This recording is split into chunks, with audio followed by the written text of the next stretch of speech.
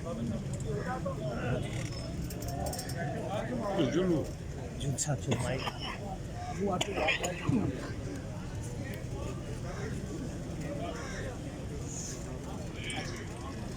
साहब सब तो पहले मैं सलाम आखना तुसां जी अज खुली कचहरी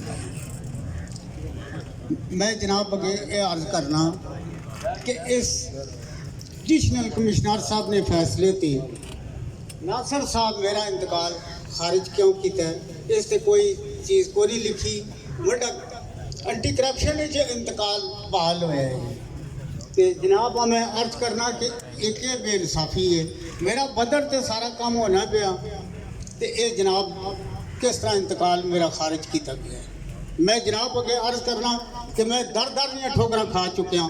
मैं कोई इंसाफ नहीं मिला और एंटी करप्शन तो आरफ रहीम साहब को मिले मगर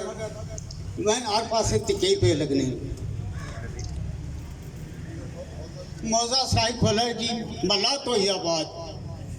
जी जी नासिर साहब की जी ऐ तक सारे सबूत मेरे को चाहिए सर।